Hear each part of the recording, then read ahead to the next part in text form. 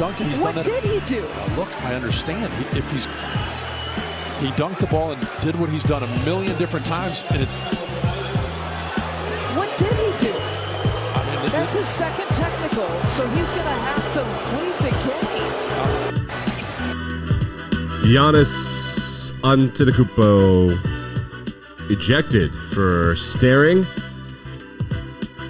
Staring, I guess, could be a technical foul, but that was the second one, so 2 techs means you have to go bye-bye, and I don't know. This is the kind of stuff where people are like, do the refs have money on the game? Which has happened through history a lot. The NBA has openly, either from the league on down or from refs, rigged games before. It is a known thing. Okay. This is interesting to see. A Daily Sports Podcast, News Narratives Takes Gambling. It's Thursday.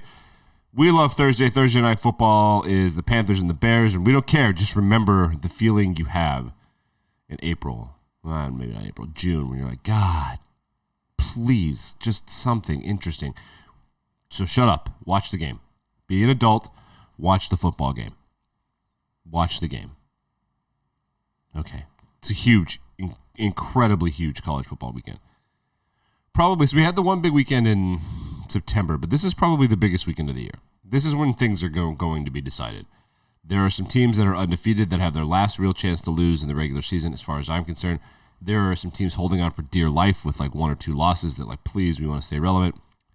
So we'll lightly preview that right. Yeah, but before we do that, I want to hear from the Philadelphia 76ers postgame show and just like what they have to say about the defense when the Sixers beat the Celtics. Gave the Celtics. Yeah, this is 30 from 3. It's called a big dose of D. That's what the Sixers gave the Celtics. A big dose of D.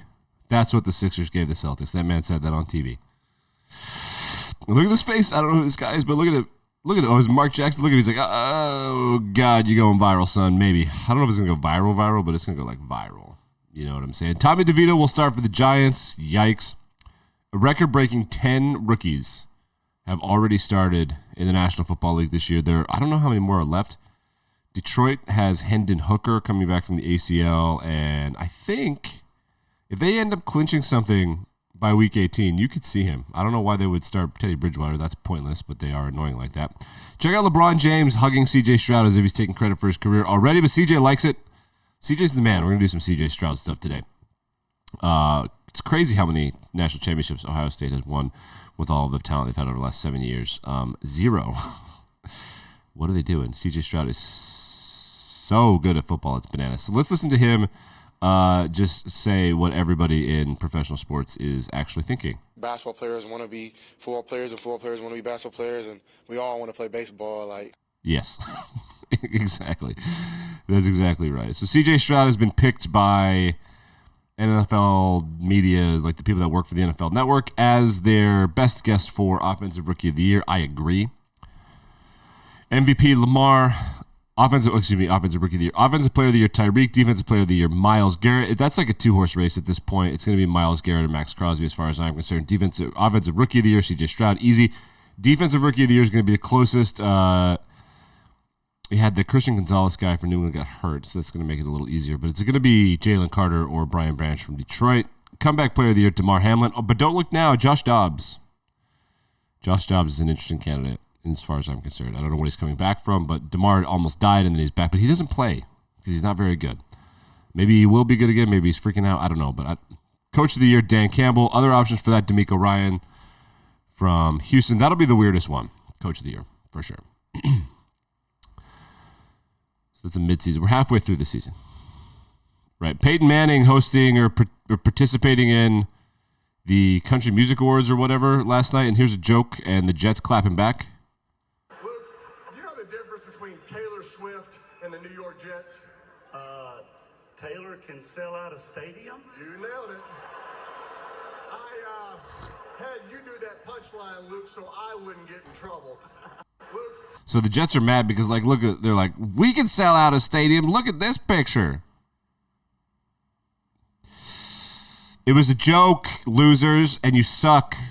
You got to take that shit on the chin. And then they clapped back, and then all these Jets fans are like, Let's go. I want to go to this comment section of this one. So this is Florio's tweet talking about it. It says, comedy is hard. He nailed that joke. And all these Jets fans are in here in the comments, and they're like, they're just so mad. They're just super mad about the replies. They're really upset about Peyton. They're like, we own Peyton. I'm like, no, dude. I had a bunch of funny replies, but this is Elon's Twitter trying to show me shit from the algorithm.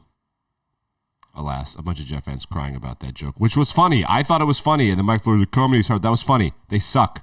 The joke is that the Jets suck, and they suck. They've sucked forever.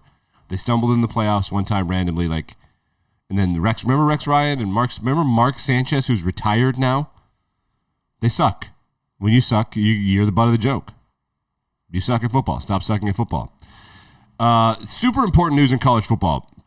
The price of oil fell below $80 a barrel for the first time since July. Do you know what that means? Why is that important in college football? Because all of the donor money at Texas A&M is oil money. Duh, agriculture and military. They're the engineering school. When the price of oil is like $100 a barrel, they don't give a shit about how much money they spend at Texas A&M because they're rich. That oil spigot is on, son. But when that oil spigot is dripping and not running, they don't want to pay for stuff. So that means Jimbo Fisher can't be fired. He could be, but what I'm saying is that he's got a contract buyout. It's probably $20 million. And they have to give him that in like a lump sum if they want to fire him. And if they don't fire him, then he's going to keep coaching. And the problem with that is that he sucks and he's old and he stole their money, which is objectively hilarious. How about some basketball highlights? Basketball season's happening. Anthony Edwards chasing down, I don't know who that is, but watch this block. Oh, as close to the backboard as it could possibly be without being goaltending.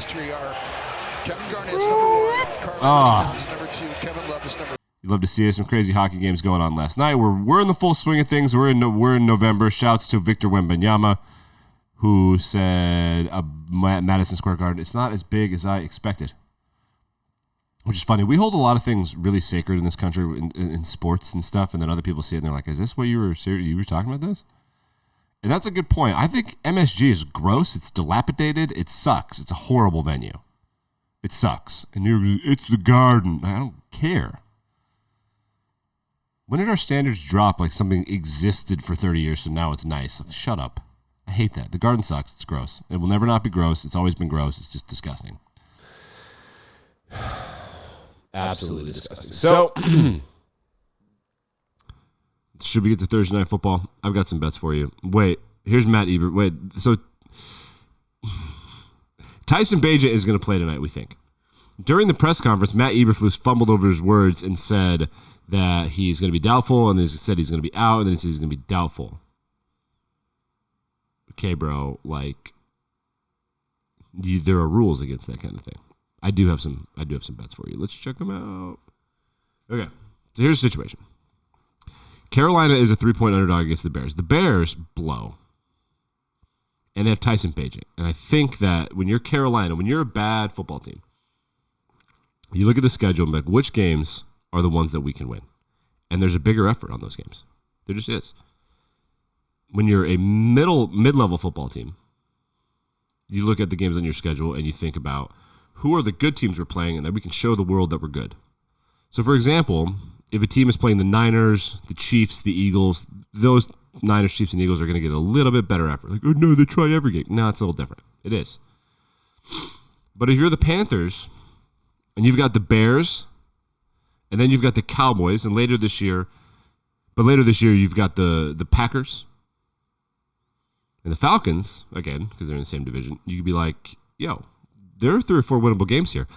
And remember, the Bears have the Panthers pick, so they can't tank despite the Panthers being the second worst team in the NFL on paper. Ergo, they do not care about tanking. And the team that they're playing tonight is the team that gets their pick. For the Bears, it's kind of a win-win, but not really. They want to win. The Panthers having a top 2 pick is better for them. The Panthers want to win to screw the Bears. And because this is one of the few games that they can win. There are rumblings that Frank Reich could be playing for his job. So I think the Panthers are not only going to cover, they're going to win outright. I think the Panthers are going to win the ball game. It's plus 146 at FanDuel.